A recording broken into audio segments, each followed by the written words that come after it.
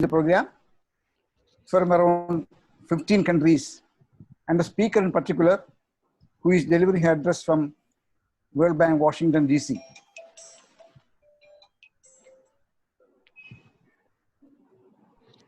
Questions may be sent as chat messages. At the end of the presentation, the questions shall be replied. I am Harindra Lal, Chair of the Intersociety Activities Committee, IEEE Kerala section. Now the program is really going international. The speaker from US and participants from countries in Asia, Middle East, Africa, US, Canada, Australia, and the Pacific. There were 200 odd registrations. Now I request Abdul Khader Suhair, Chairman of Vakkom Moulavi Foundation Trust, to take over and deliver the welcome address. Yes, good evening, everybody.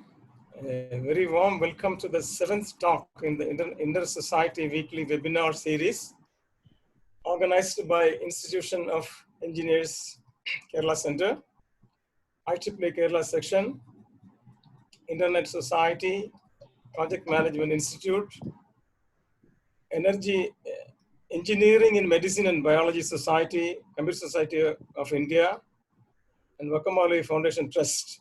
As usual, today we have a very eminent speaker, Dr. Sajitha Bashir.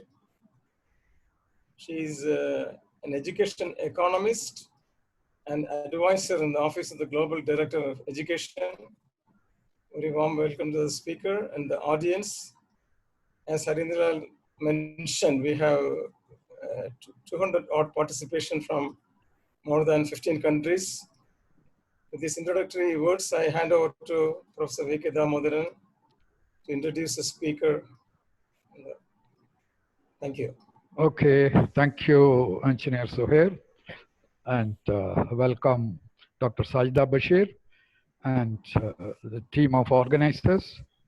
The task of introducing Dr. Sajitha Bashir for this 7th lecture under the weekly webinar series of IEEE and other professional societies in Trivandrum is a very pleasant task.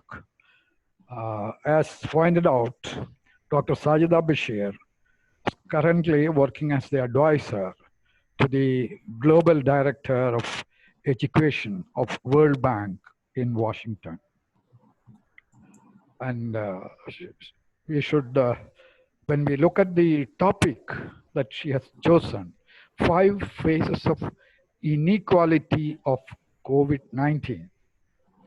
It's very interesting, but I am not very much kind of surprised to see this kind of a topic, because Dr. Sajitha's education has been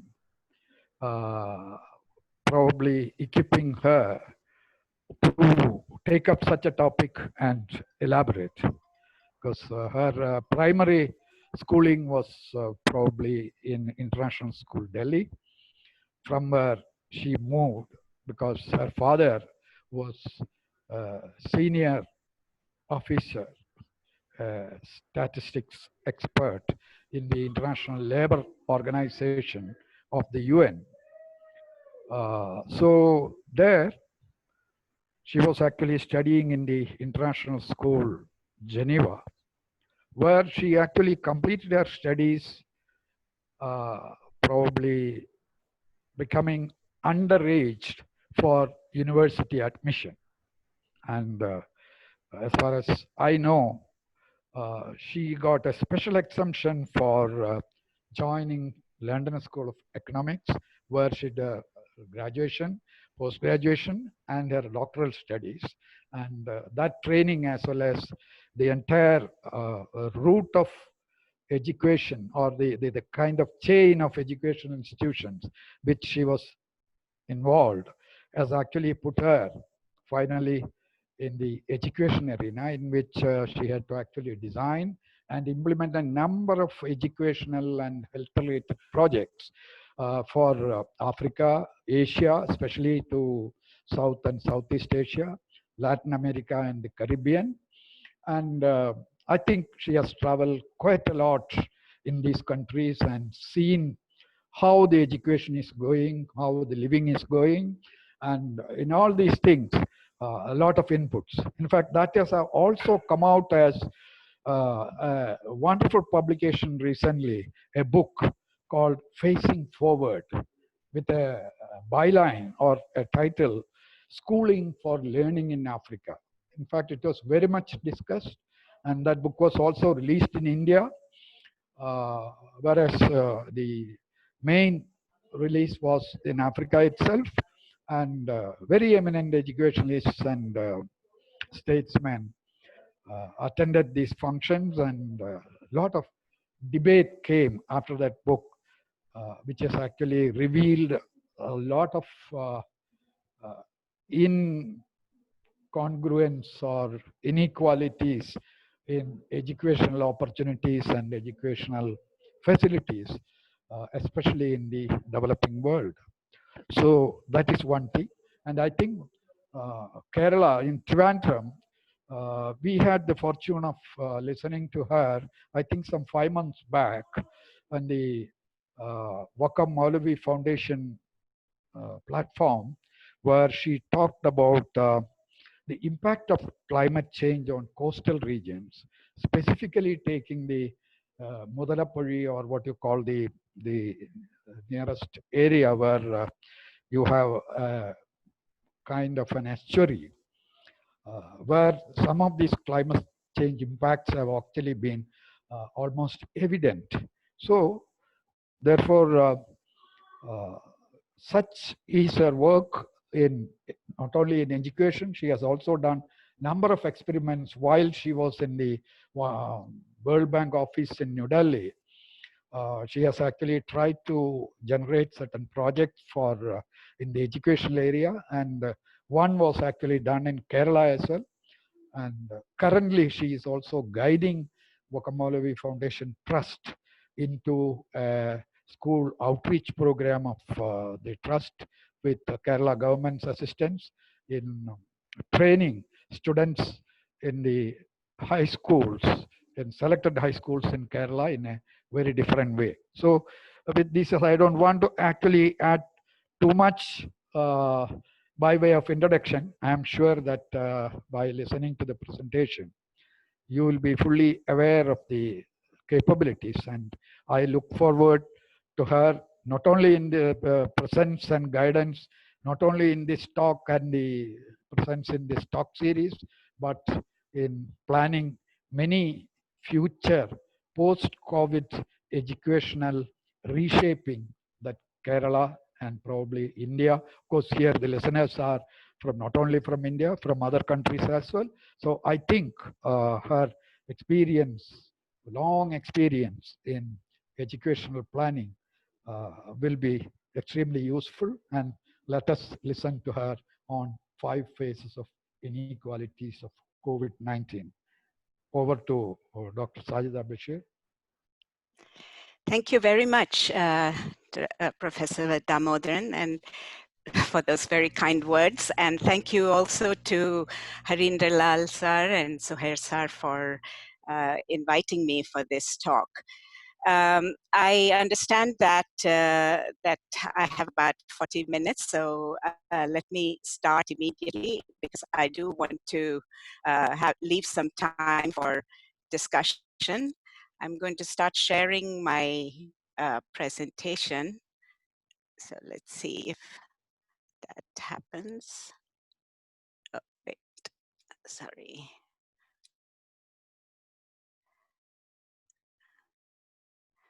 Sorry, just 1 minute. Let me make sure that this is up. Okay.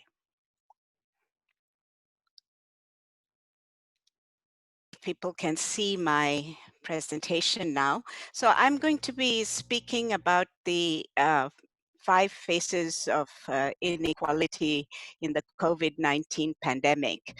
And although the pandemic is far from over, in fact, in the US, we just reached a very, very grim milestone of over 100,000 dead. And we are looking to see many more such deaths. At the same time, many countries are actually emerging from this unprecedented and coordinated global action by which many countries were locked down, and where for the first time you have tens of millions of people working from home, but hundreds of millions of people who are not able to work at all. So this is a very different situation from any other type of crisis that we have seen so far. And on the face of it, it may look like people have been affected more or less equally because the responses have been similar, though many of you no doubt know that there has been a lot of inequality. My purpose in this presentation is to highlight several aspects of this of these unequal impacts of this pandemic. And I'm going to go through the impacts across countries, the differential impacts within countries, differences in impacts on age groups, gender differences, the health sector and policy responses, and what are the implications for the future. So if there is one message that I would like you to take away from this, it is that the burden of this pandemic has fallen very unequally through different channels, and it will continue to do so. And that what it reveals is actually the underlying inequalities and vulnerabilities in our societies. It has not created these inequalities, it has accentuated them, and it has revealed them. It's as if many of our societies were wearing silk dresses and good outside, but these dresses were torn off and you saw the rags underneath. So we ignore these inequalities that are own terrible. We're yet to get over this crisis, but we're sure that there'll be even bigger ones in store, including those arising from climate change, which is going to be in a different category. I also want to emphasize that our understanding of this disease is evolving. So some things that I might present may not hold true later. Much of the data I present is drawn from the US and Europe, mainly because they're readily available and accessible. Also a word of apology in advance. Some of the slides may have technical details, graphs and so on. It was difficult to know what level to pitch it at. And I don't know, the nature of the audience also, but I hope that they will not put you to sleep. Finally, I wish to just emphasize that I'm speaking in a personal capacity, not speaking on behalf of the World Bank. So when we look at the first question of, the first inequality, we do see that there's huge variations in impacts across the countries. The immediate disease impact is greater in the more advanced countries. And this graph is this chart map is taken from May 1st, 2020. And we're already at the end of May. And we know that, for instance, the situation in Brazil has much worsened. But overall, you see that the preponderance of reported cases and deaths are in the high-income and middle-income countries. Indeed, in Africa, many people have told me this is a rich man's or a rich country's problem. That's not quite true, of course, because a lot of this could be due to underreporting in poor countries due to lack of testing. But even taking that into account, it is definitely seems to be the case that the immediate first order effect of this pandemic has been on the richer countries, with devastating impacts on Western Europe and North America, in particular United States. And there is a definite reason for that. One of the main reasons being is air travel. And on the right, you see the network map of world air traffic connections. And clearly the big connections are between East Asia, China, Japan, Korea, etc., Singapore, and Europe and US. And the other parts of the world are connected, but not don't have this level of density. Just to give some facts on this, like 241 million passengers on new international flights in 2019 in the US. New York, which has been one of the hardest hit, JFK Airport has 17 million passengers in the last year, and it is estimated that even in the first 2 months after, this knowledge of this pandemic became widespread, there's about 500,000 people who traveled from China to the US, and that includes Chinese, Americans, and so on. Similarly, you see the figures for Heathrow and for Paris Charles de Gaulle, and these are really astonishing numbers. In fact, the numbers have increased vastly compared to the SARS outbreak, which was in 2002, 2003, and we know that even at that time there was a great danger, but the expansion of air travel, the frequency of air travel is enormous. Compare that to I should have said 1918, apologies for that error. It's not 1981 influenza, the 1918 influenza pandemic, which is the last big global pandemic. It spread rapidly with mass troop movements across countries, trench warfare, when soldiers were crowded together and along trade routes. And we know that the death impact was enormous, but we didn't have this level of interconnectedness at that time. What happened, of course, was that the response was very different in the two pandemics. In 1918, in fact, it was towards the end of the First World War, the countries just continued fighting. It's not as if they laid down their arms and said, let's deal with this pandemic. They continued fighting, and in many history books, the influenza pandemic, which killed hundreds of millions of people, is nothing more than a footnote to World War I. But that is not the case today, because in fact, what has happened is that as the infection spread, as the virus spread, the actions taken by governments were much more coordinated, and many lockdowns were launched. And one of the reasons why the poorer countries, in a way, have so far, I would say at least so far, not been that directly affected is that they had a bit more lead time to introduce some of these measures.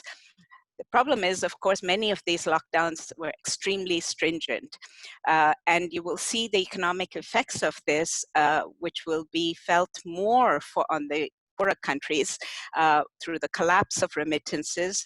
Remember, for some countries, this represents 1/4 of GDP. For instance, Nepal, many Central American countries also.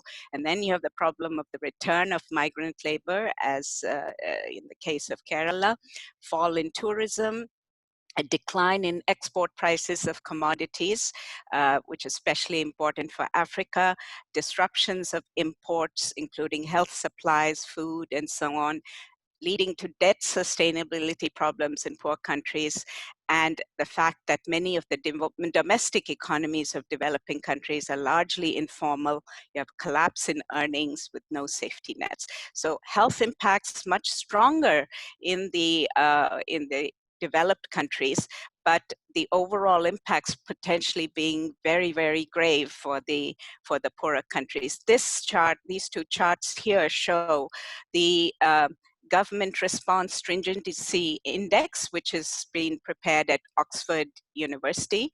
The source is given there. And I show on the left side the extent of the lockdown. Okay, they use about 9 indicators to develop this index. It was hardest in China, to a certain extent Iran, and some other countries. This is as late as February 25th. And then by April 30th, you see virtually the entire world in lockdown.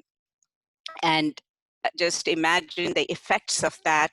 That has never happened in the world today, up to now. And the effects, the long-term effects on the poorer countries are going to be very pronounced and prolonged.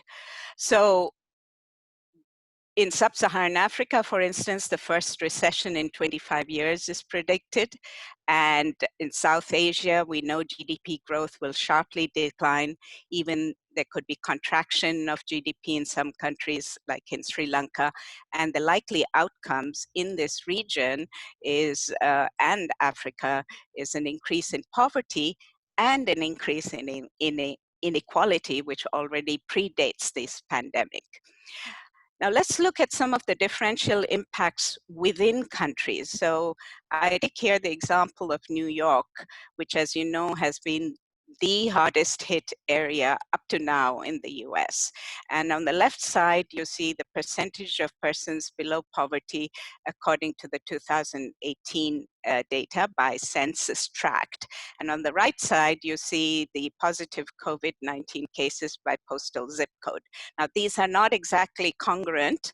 The postal zip code doesn't exactly match, but what you see is definitely that it's the poorer areas, the Bronx, certain areas of the Queens, and Staten Island, which have been really hard hit. So even within countries, when you look at the macro figures, it may look like the US has a large number of cases. This is true, but actually you see that this is heavily concentrated in a few areas.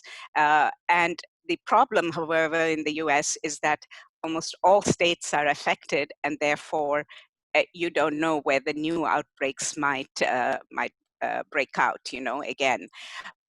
You look at this graph, these graphs show, for instance, in New York, that the infection rates per 100,000 people by the boroughs, you see the Bronx and Staten Island, Queens, which are the poorer poorer boroughs, have much higher infection rates, and Manhattan has a much lower one.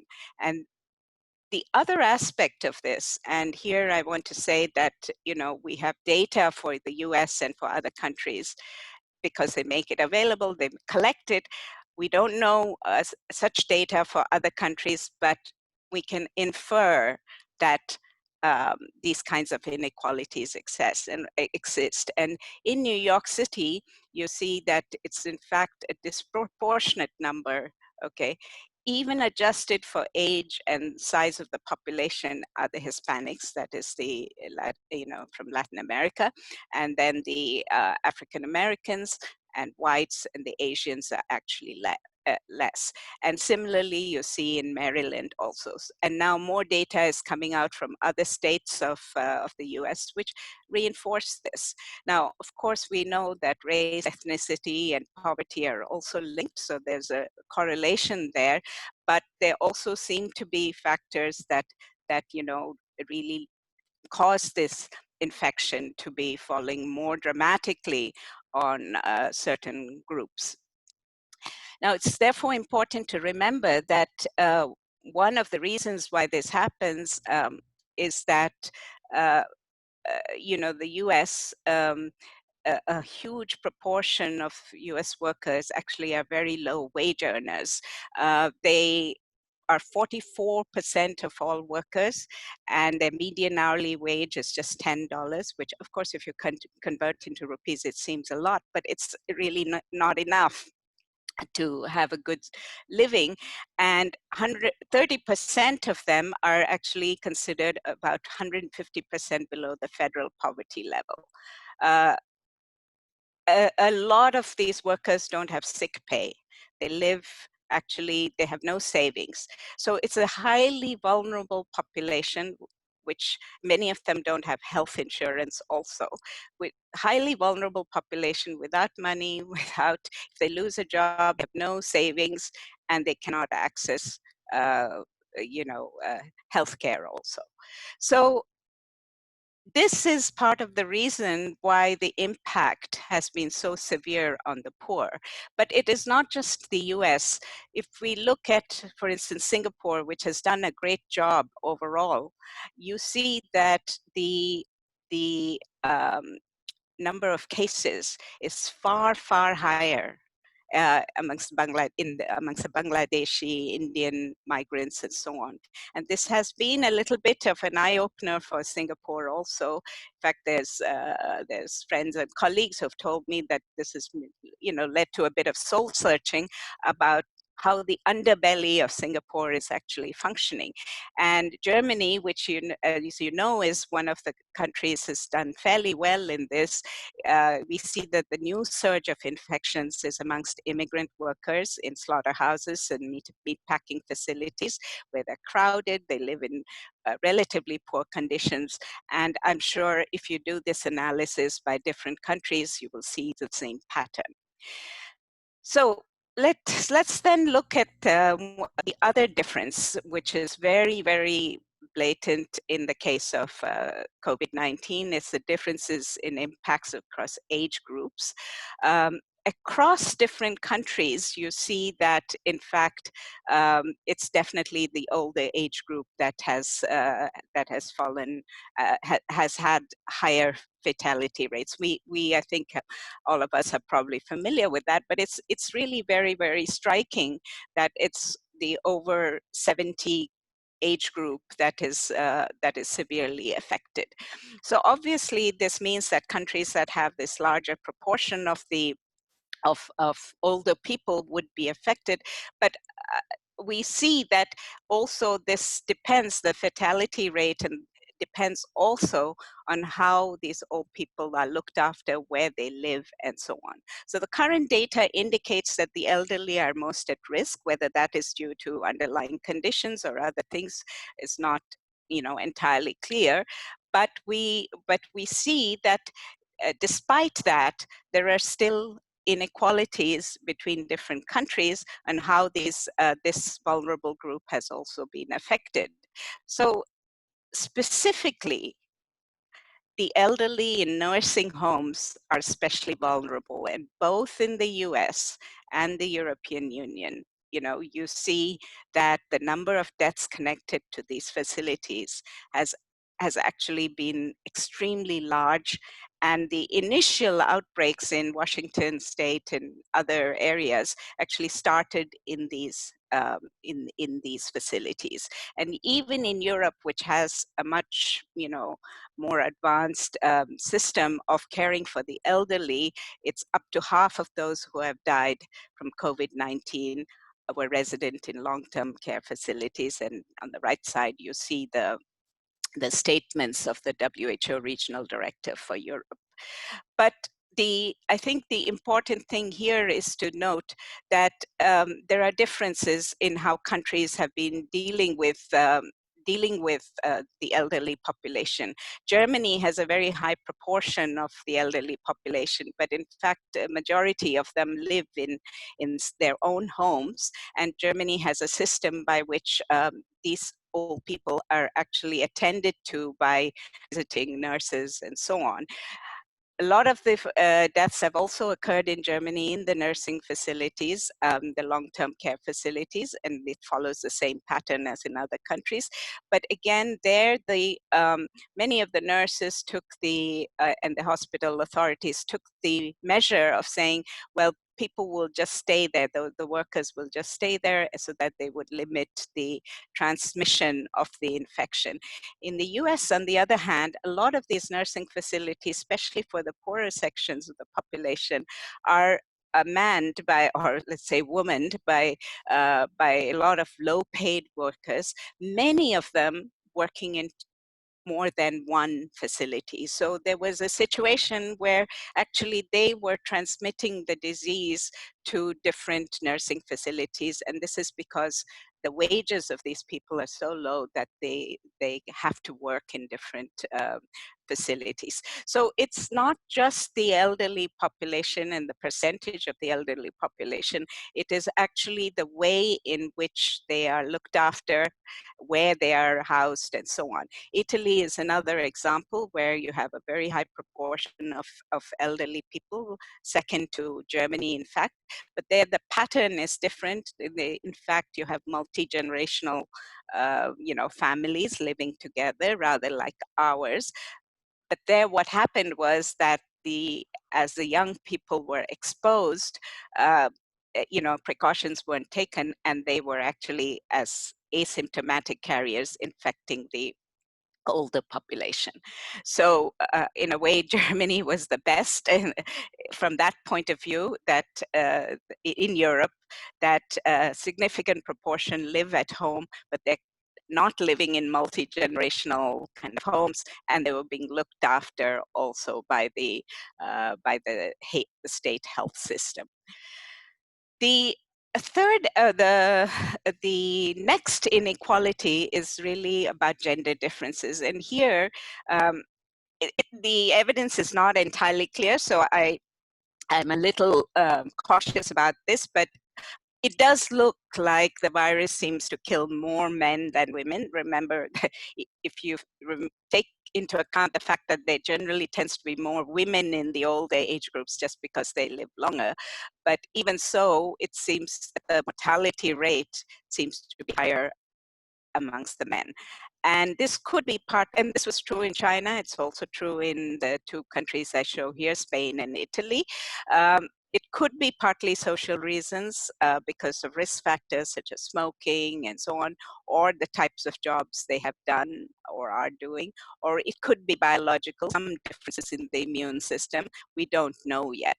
But the point I'm making here is that even though, again, on the face of it, it may look like, the women are better off, in fact, they could be, at higher secondary risk, as I may call it, which is due to the lack of access to health services.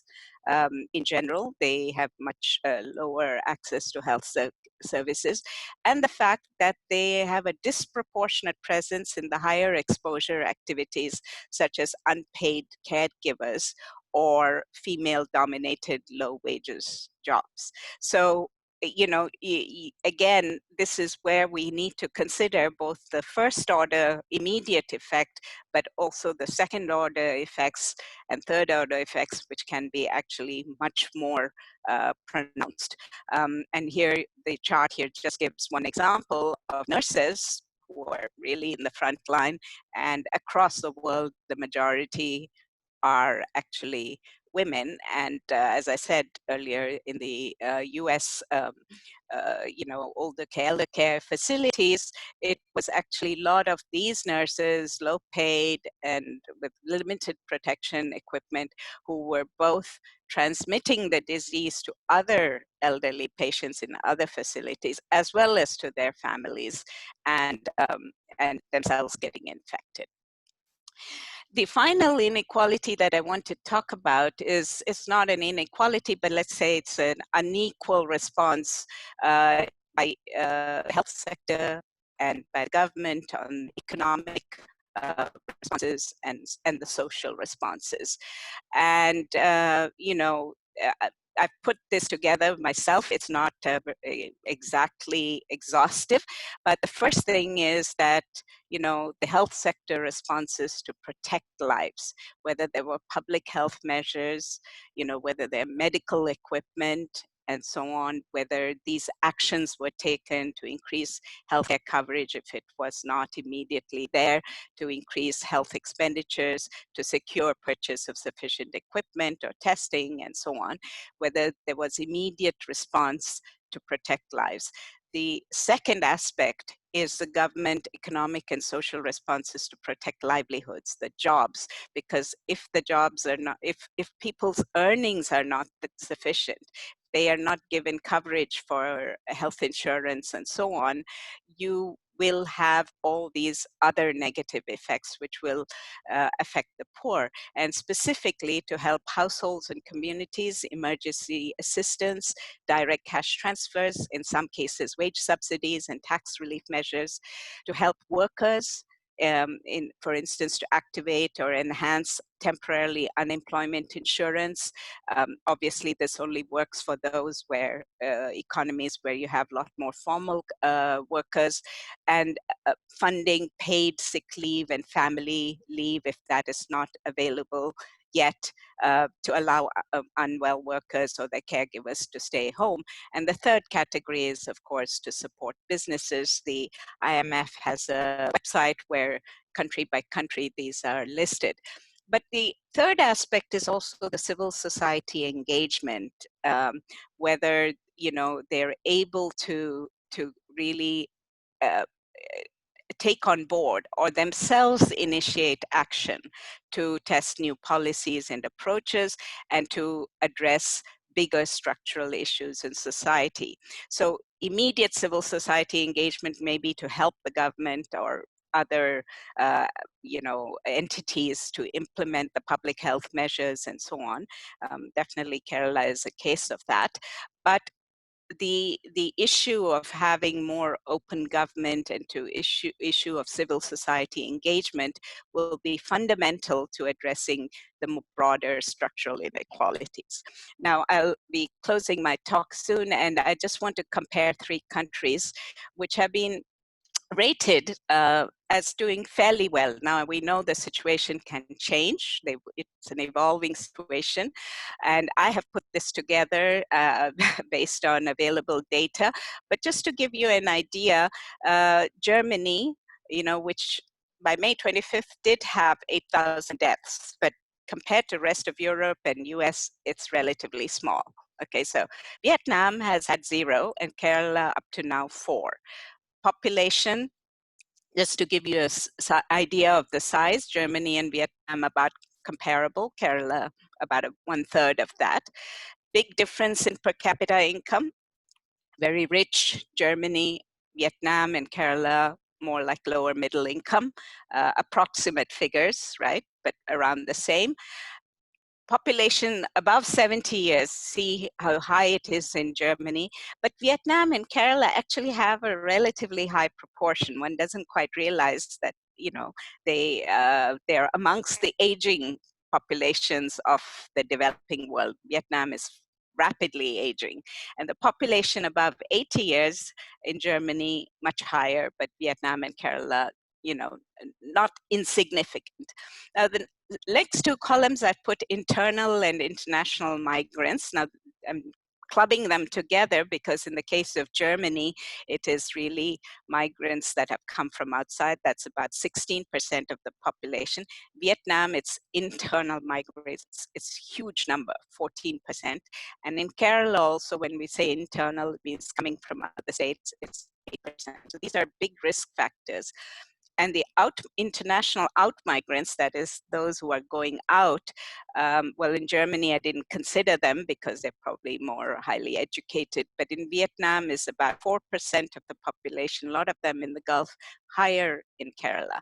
And then I put one last column, which is about the diagnostic test capacity as a reflection of the overall manufacturing and the other capabilities. And it's clearly very, very high in Germany, very limited in Vietnam and Kerala, and yet they achieved, similar results. Now, obviously, Germany was more exposed due to the international travel and the interconnectedness of the world. But let's look at their responses, and then I'll close there. That it's only on February 11th that WHO names this new disease as COVID-19, and March 11th that the WHO declares this as a pandemic.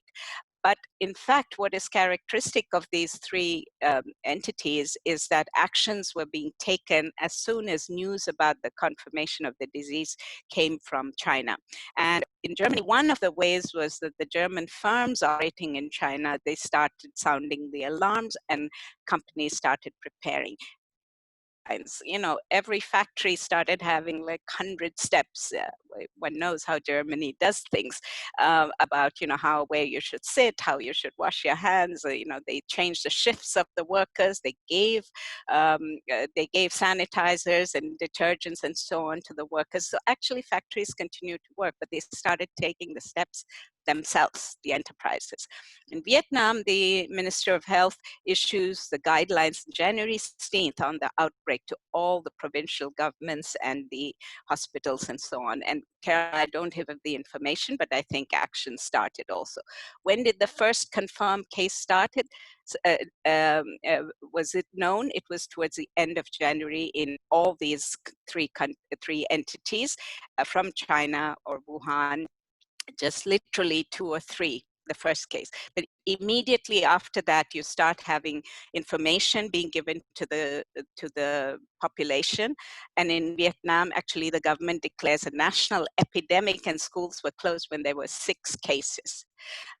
You have the entire mobilization of the health system, centralized plan to procure equipment. Vietnam, they organized a teleconference with their 700 hospitals. We know in Kerala, just giving some examples, they opened a virology lab for testing when, I think they had just 2 cases. The testing was expanded rapidly. In Vietnam and Kerala, limited resources, so it had to be focused. The lockdown was actually quite little differentiated, but in Germany, a lot of the large gatherings were canceled. The factories were not mandatorily closed because they were already taking precautions. In Vietnam, it was localized, but strictly enforced. And at every locality, you have medical facilities and so on, which were tested and so on. So I won't go into Kerala, you all probably know a lot of that. And then there were also economic measures that were put in place. Now, clearly here, Germany has an advantage, much richer, and we will see how the effects of this will work out on Vietnam and Kerala.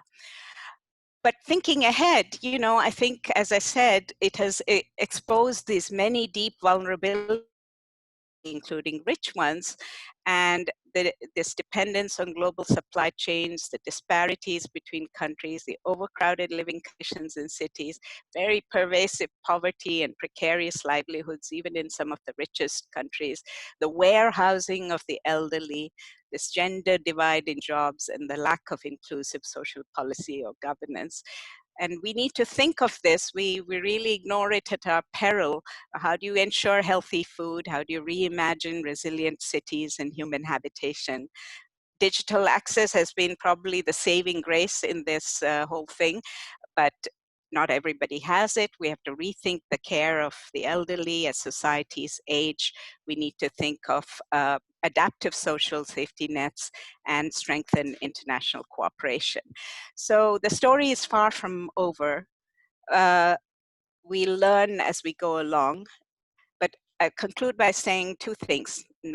This was a 19th century type infection, and we generally use 19th century type methods to deal with such a public health problem, which consisted of isolation, contact tracing, quarantining, and the treatment. Of course, technology was used for some of these things. The big change was this was done globally. But, the issue is that the underlying problems are still the 19th century problems of lack of water, lack of food, lack of health because of unhealthy food habits and so on, and unhealthy food being available, poor housing and so on. And these 19th century problems were solved initially by actually dealing with these underlying issues, and we need to do that. The poet John Donne, he wrote in 1624 at a period of great conflict that no man is an island and unto himself, entire of itself. And Ernest Hemingway used the concluding part of his poem for his great novel on the Spanish Civil War, because the poem ends by saying, any man's death diminishes me because I am involved in mankind, and therefore never send to know for whom the bell tolls. It tolls for thee. Thank you.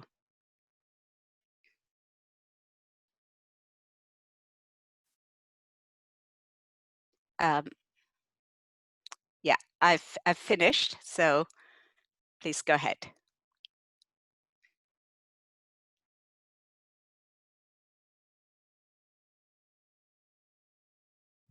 Hello?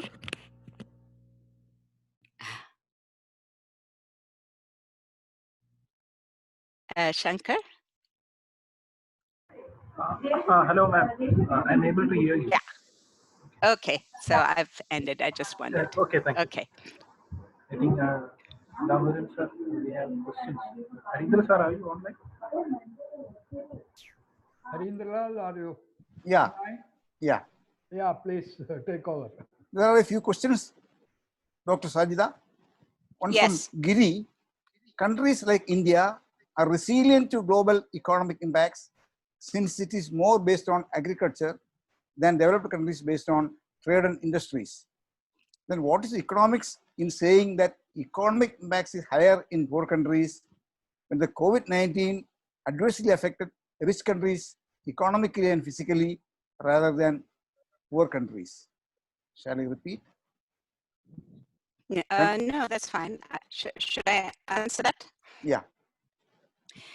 Well, it is true that countries like India have, maybe less immediate exposure compared to Western countries. But the fact is that, because of, as I said, the lockdown, because economic activity had to stop, and because a lot of the internal economy, the domestic economy is informal, and you have a large number of people who are, working in these informal enterprises without secure pay or without social protection of any kind, or even health insurance, the economic impacts of this is enormous. In fact, it's worse in these poorer countries. Plus, you have certain countries such as Nepal, but India is much bigger, but certain parts of India will be affected by the return of migrant labor and the loss of remittances and so on. So in general, the assessment is that the impacts on the poorer countries, the secondary effects, will actually be much larger on the poorer countries. So second question by Francis Yes. Joseph. He has a couple of questions. Francis Joseph, is there any correlation with food habits and racial differences? So I'm not aware of any study as such. I'm sure there are some studies that show that, but what we do know is that many of the African Americans and Hispanic population, they do have tend to have more of these underlying conditions such as diabetes and heart conditions, even at a younger age, and that this is partially related to food. Now, I wouldn't say it is food habits as such, in the sense that they choose to just go and eat worse food, but it's just that the worse food is cheaper. A hamburger in the US costs very little. It is very high in fat and in all kinds of bad things. You have people drinking sugary drinks for just the empty sugar, and these are the cheaper things. So you have corn syrup in everything, in every single thing, packaged food. So the poorer people tend to rely on these types of foods, and therefore they are definitely much more exposed to the underlying conditions, which may make them vulnerable to this disease. So I think there is a correlation, but I just wouldn't call it habits, because then it looks like it's just a choice that they have made, whereas actually it may be the result of their conditions. But obviously, food is also influenced by how you're brought up and traditions and so on. Yes. Yeah. His next question is, Kerala had medical students from China. Did it help in taking faster response actions?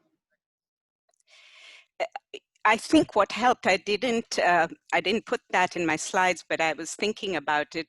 I think when you look at Germany, Vietnam, Kerala, I think there was this, once bitten, twice shy, so to speak. And Kerala had the experience of Nipah virus, also of preparation for the flood, but definitely the fact that there were students who were in China and they returned, and that they could be isolated and they could be treated, that was a factor in the immediate response. But if the earlier actions hadn't been taken, then I'm not sure whether the response could have been as immediate.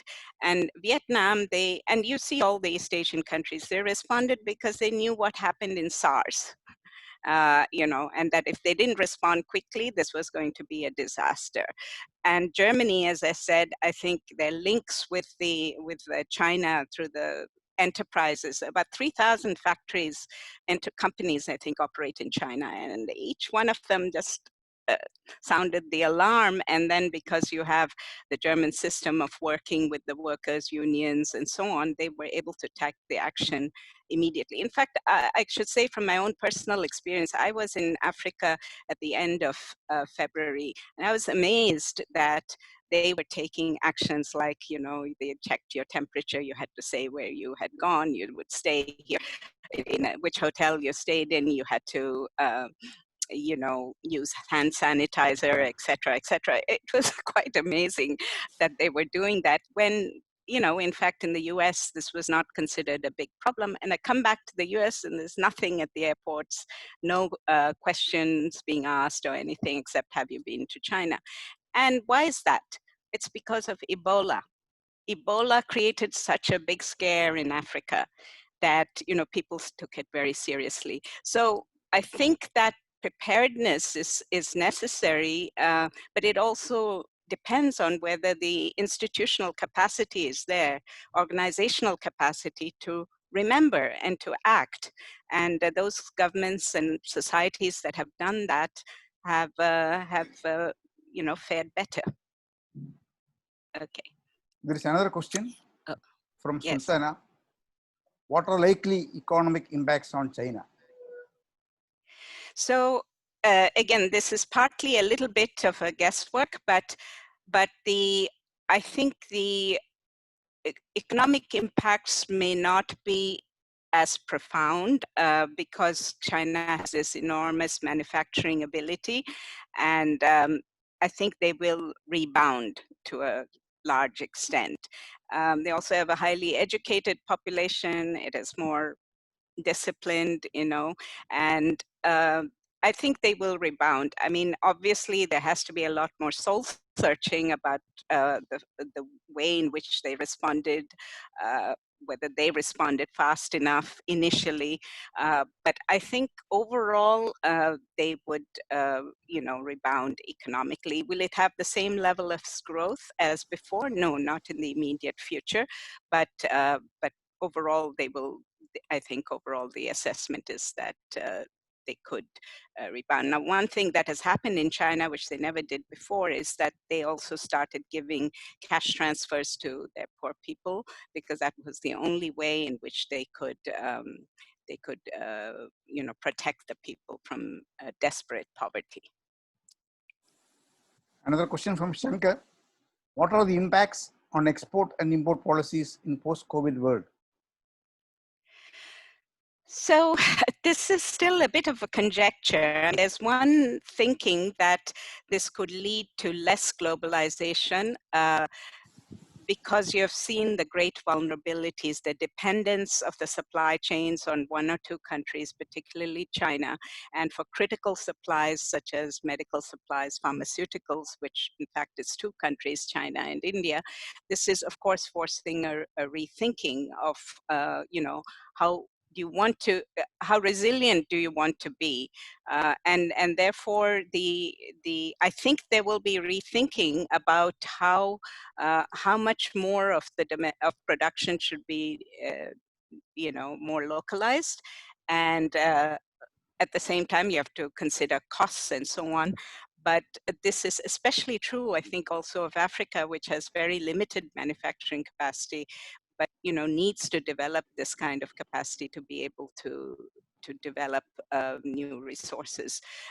Now, food is another issue, food security. At least during this pandemic, we didn't have like complete breakdown of food not being allowed to be exported or imported, but you do need a certain amount of resilience in every country so that they can cope with these pandemics or other such crises. But I mean, obviously, so you could have a push towards more autarky. You could have a breakdown of international cooperation. I mean, these are scenarios that could work out, but you know, we still have to see how things will develop, and it partly depends how governments and people react also. There are a few more questions, but I would say this is the last question because time is almost, there is one more. The vote of thanks is there. Another question from Bashir. Would you say that countries and societies with less social disparities have coped better? Is that the message? Is that the message countries should absorb? I think that you know, it depends what you mean by disparities also. I mean, there can be income disparities that are offset by, you know, social transfers and by government policy. I think what I've tried to say is that definitely inequality, pre-existing inequality is one of the main reasons whether the society has been able to respond or not. But other things are also important: the health sector response, the government, economic and social response, and the civil society engagement. And by government response, I also mean not just the central government, but, you know, in Vietnam, in Korea, in Kerala, in Germany, you see that the local governments, that is a local administration, also had capacity to deal with this crisis. So we need a kind of institutional capacity as well. But yes, I think overall message would be that the inequalities, the pre-existing inequalities, were one of the reasons why this became such a major factor in certain countries and not so much yet in other countries. And we ignore this at our peril, that if we think we can continue like this, you know, we will not be able to deal with crisis also.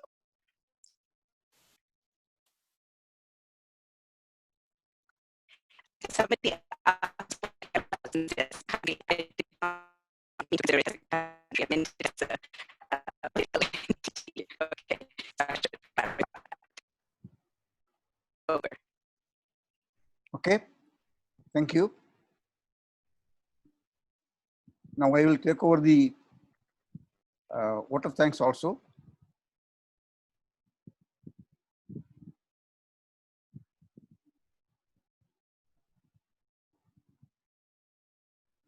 This is a very good, convincing presentation support with statistics and graphs. Of course, this is coming from a person from London School of Economics and World Bank. And you have marked the different inequalities of the 5 different inequalities. And there were some questions also, why you have compared the Kerala with other countries like Germany, etc. Okay, that we can consider it later. So I take it an opportunity to thank you for giving a very good presentation with good statistics and graphs, easily understandable. On behalf of the sponsoring organizations and on my own behalf, I extend you, Dr. Sajitha, a very hearty thanks. Thanks to receiving our invitation and making the presentation in a very good manner. Thank you, Dr. Sajitha. To the participants, there is a feedback link. And once the program is over, within a couple of days, we will be sending the recording of the proceedings to those who have registered in the feedback link, because we will not be getting the email ID from any other source. So this is the only source. I request all of you to access the feedback link and give your feedbacks and give your email ID also, so that you can receive the recordings. Thank you very much. Next week, we have a session by Dr. Sultana.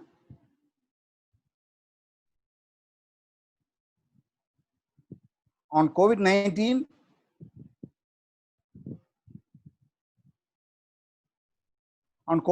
and building back better, ensuring an inclusive and sustainable economic recovery. Dr. Sultana Bashir is a conservationist, climate change and sustainability professional. She is a former regional technical advisor for biodiversity in South Asia and Pacific. She is a trustee of the Vakkom Moulavi Foundation Trust. Next week, Wednesday, 3rd June, same time, 6 to 7 p.m. I request all of you to attend this very valuable lecture too. Thank you very much.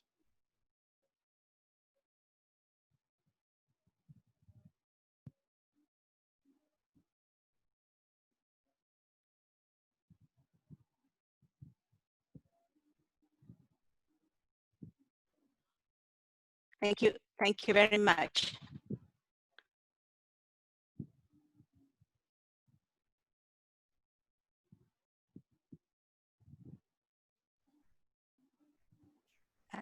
Should we leave the meeting? Sir? Beg your pardon? Yeah, we are leaving the program. Yeah, thank you. Okay. Thank you. Thank you, ma'am.